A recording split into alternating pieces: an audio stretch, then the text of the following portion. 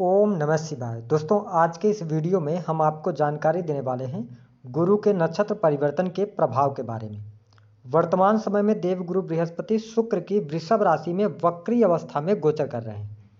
4 फरवरी 2025 तक देवगुरु बृहस्पति वक्री अवस्था में ही रहेंगे, लेकिन उससे पहले 28 नवंबर 2024 को बृहस्पति देव मृगशिरा नक्षत्र से निकलकर चंद्रमा के रोहिणी नक्षत्र में प्रवेश करेंगे और गुरु 10 अप्रैल 2025 तक चंद्रमा के ही नक्षत्र में गोचर करेंगे। तो आइए जानते हैं मिथुन राशि वालों के लिए गुरु का नक्षत्र परिवर्तन कैसा रहेगा।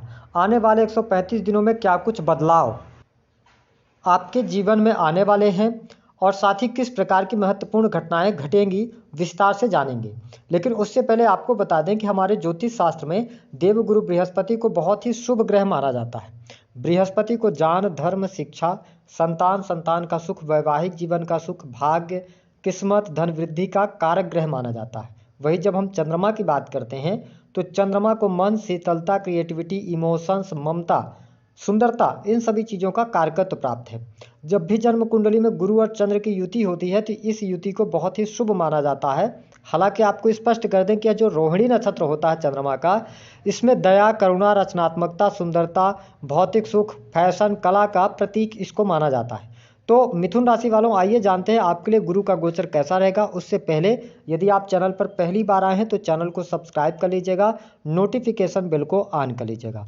देखिए, वर्तमान समय में देवगुरु बृहस्पति का गोचर आपके 12वें भाव से हो रहा है। देवगुरु बृहस्पति का 12वें भाव में गोचर करना कहीं ना कहीं से थोड़ी बहुत चुनौतियां आपके लिए अवश्य उत्पन्न कर रहा है। लेकिन जैसे ही देवगुरु बृहस्पति चंद्रमा के नक्षत्र में जाएंगे तो आप देख पाएंगे कि आपकी बहुत सारी समस्याओं का अंत होगा। विशेष तौर पर सप्तम स्थान के मालिक होकर और ये 12th हाउस के अंदर गोचर कर रहे हैं देवगुरु बृहस्पति। ऐसे में दाम्पत्य जीवन में अगर कोई परेशानी थी, कोई वैवाहिक जीवन को लेकर परेशानियां चल रही थी, तो आप देखेंगे वो परेशानियां दूर होंगी। पति पत्नी के बीच में संबंध अच्छे रहने वाले हैं। हाँ, जब ये चंद्रमा के नक्षत्र में जा रहे हैं तो थोड़ा सा इमोशनल और भावुक होने से बचना होगा, क्योंकि अगर आप भावुकता में आकर कोई निर्णय लेंगे, ठीक है, या इमोशनल बॉन्डिंग को आप सही नहीं रखेंगे तो फिर कहीं ना कहीं से स्थितियां विकट हो सकती हैं वैवाहिक जीवन में। तो मैंने क्या कहा कि आप अगर इमोशनल तौर पर मजबूत करते हैं, कोई भी अगर मिसअंडरस्टैंडिंग होती है तो उसको क्लियर करने का प्रयास करते हैं, तो दाम्पत्य जीवन में कोई समस्या दिखाई नहीं देती। हालांकि जब देवगुरु बृहस्पति जा रहे हैं चंद्रमा के नक्षत्र में तो जीवन साथी के स्वास्थ्य का आपको अवश्य ध्यान रखना पड़ेगा।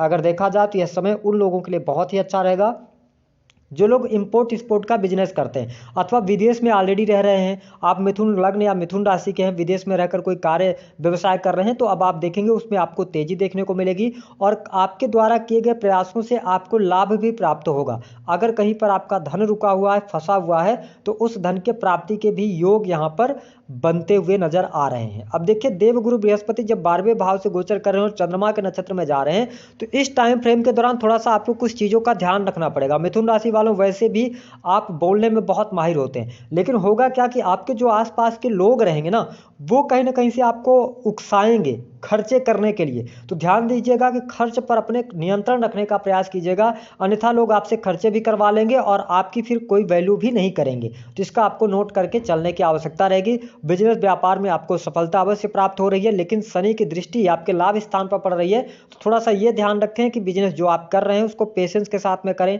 थोड़ा धैर्य बनाकर रखेंगे तो आपके लिए ज़्यादा बेटर यहाँ पर रहने वाला है। अब देखें, देवगुरु बृहस्पति की जो दृष्टि है, पंचम दृष्टि, वो आपके चतुर्थ स्थान पर पड़ रही है। कहने का मतलब यह है कि आंतरिक तौर पे आपको प्रसन्नता महसूस होगी। विशेष तौर पर यदि देखा जाए तो आत्मिक संतुष्टि मिलना, साथ ही आपके घर परिवार में खुशहाली का माहौल भी रहेगा। माँ की हेल्थ को लेकर अगर कोई परेशानी थी तो वह दूर होगी। साथ ही आपके नए दोस्त बनते नजर आएंगे, कुछ नए लोगों के आप संपर्क में भी आएंगे। चल अचल संपत्ति का लाभ प्राप्त होता नजर आ रहा है। यदि आप काफ़ी लंबे समय से भूमि, भवन, वाहन से संबंधित कोई कार्य करना चाह रहे थे, योग नहीं बन पा रहे थे, यही वह समय है जब आपका खर्च भूमि, भवन, वाहन पर होने जा रहा है। यानी कि आपके भौतिक सुख सुविधाओं में वृद्धि अवश्य देखने को मिलेगी। ये स्थिति आपके लिए बेहतर रहेगी। इसके अतिरिक्त जो लोग होटल, रेस्टोरेंट अथवा फूड से जुड़े हुए व्यवसाय कर रहे हैं, इंटीरियर डिजाइनिंग, डेकोरेशन का काम करते हैं, उनके लिए भी यह समय बहुत बढ़िया है, क्योंकि चंद्रमा के नक्षत्र में जब देवगुरु बृहस्पति जा रहे हैं, और मैंने शुरुआत में ही बताया कि ये क्रिएटिविटी के कारक ग्रह माने जाते हैं चंद्रमा, ऐसी स्थिति में आपकी क्रिएटिविटी बढ़ेगी, कुछ नया अपने जीवन में आप ट्राई करने जा रहे हैं, कार्य क्षेत्र में कुछ नई चीज़ें, नई स्किल्स आप सीखने की तरफ आगे बढ़ेंगे। इसके साथ ही देवगुरु बृहस्पति की जो 7वीं दृष्टि है वो आपके 6ठे स्थान पर पड़ रही है। इसका मतलब यह है कि जो लोग नौकरी वगैरह कर रहे हैं तो नौकरी के लिहाज से भी समय अच्छा रहेगा, लेकिन यहाँ पर अगर आप पहले से प्राइवेट सेक्टर के अंदर जॉब में हैं, मिथुन राशि वालों, जैसे ही गुरु चंद्रमा के नक्षत्र में जाएंगे तो कहीं ना कहीं से आप परिवर्तन की तरफ अग्रसर हो सकते हैं, आप सडन कोई चेंज कर सकते हैं या नई नौकरी की तलाश कर सकते हैं। तो आपसे यही निवेदन है कि अभी आप फरवरी 2025 तक कोई परिवर्तन ना करें अपने नौकरी में, जिस नौकरी के साथ में आप चल रहे हैं उसी के साथ आगे बढ़ेंगे तो अच्छा रहेगा। इसके अतिरिक्त जो लोग आर्टिस्ट हैं, आर्ट पेंटिंग कला का कार्य करते हैं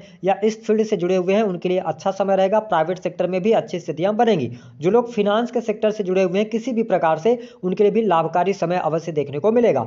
सबसे अच्छी बात यह रहने वाली है कि इस समय अवधि के दौरान यदि आप कोई कॉम्पिटिटिव एग्जाम देते हैं, मिथुन लग्न या मिथुन राशि के जो स्टूडेंट हैं, विद्यार्थी हैं, देखिए आपके लिए बहुत अच्छा समय बना हुआ है क्योंकि शनिदेव मार्गी हो चुके हैं और साथ ही अगर देखा जाए तो 6ठे स्थान पर देवगुरु बृहस्पति की दृष्टि पड़ रही है और आपके 10वें स्थान से राहु का गोचर हो रहा है। तो यह समय बहुत ही परफेक्ट टाइम है आपके लिए कॉम्पिटिटिव एग्जाम के लिए। अगर आप लंबे समय से तैयारी वगैरह कर रहे हैं तो आपको प्रयास जरूर करना चाहिए, विशेष तौर पर एजुकेशन से जुड़ा हुआ फील्ड हो गया, यानी शिक्षा का फील्ड हो गया, लॉ का फील्ड हो गया, किसी भी प्रकार से क्रिएशन IT सेक्टर का काम हो गया, तो इन सेक्टर्स में आप अच्छा प्रदर्शन करने में सफल होंगे। बैंकिंग सेक्टर की जो लोग तैयारी कर रहे हैं उनके लिए भी अच्छा योग यहाँ पर बनता हुआ नजर आ रहा है, आपको लाभ मिलेगा। भाई सरकारी क्षेत्र से जुड़े जातकों के लिए समय अनुकूल रहेगा, सरकारी क्षेत्र से भी आपको लाभ होगा।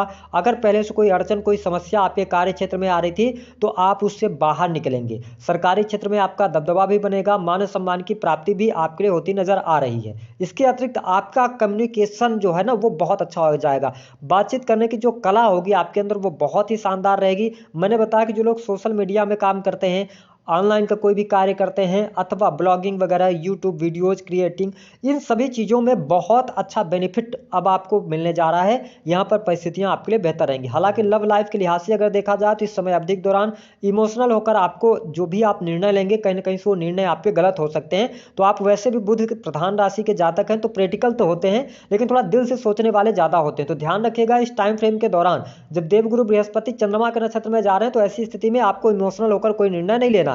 हालांकि अगर आप पहले से प्रेम संबंधों में तो प्रेम संबंध के मामलों के लिहाज से समय अच्छा है, कोई नेगेटिव स्थिति आपको देखने को नहीं मिलेगी। जिन लोगों के विवाह से संबंधित बात नहीं बन पा रही है, देखिए आपके लिए अप्रैल का महीना गुड न्यूज लेकर आएगा। उससे पहले अगर विवाह से संबंधित बात अगर अटक रही है तो थोड़ा पेशेंस रखिएगा। जैसे देवगुरु बृहस्पति का ट्रांजिट होगा, जैसे आपके लगन से ट्रांजिट करेंगे अप्रैल मिड के बाद, तो फिर आपके लिए विवाह से संबंधित बात बन सकती है, स्थितियां आपके लिए बेहतर हो सकती हैं। इसके साथ जो लोग राजनीतिक क्षेत्र से जुड़े हुए हैं उनके लिए बहुत अच्छा समय है, राजनीतिक क्षेत्र में सफलता मिलेगी, कोई बड़ा उच्च पद आपको प्राप्त हो सकता है। इसके अतिरिक्त अगर आप किसी भी प्रकार से इंटरनेट के कार्य करते हैं, ऑनलाइन का कोई कार्य कर रहे हैं तो भी आपके लिए परिस्थिति बहुत बढ़िया। जो लोग विदेश जाने के लिए ट्राई कर रहे थे, याद रखें यह समय अच्छा है, आप विदेश जाने के लिए प्रयास कर सकते हैं, आपको सफलता मिलेगी। साथ ही धर्म कर्म के प्रति आपकी रुचि भी जागृत होने वाली है, आध्यात्मिकता से भी आप जुड़ने वाले हैं, कहीं ना कहीं से धर्म कर्म के कार्य करेंगे और नो डाउट ये कार्य आपको बेहतरी की तरफ ही लेके जाएंगे। अब देखिए 3 बातें जो मैंने कहा था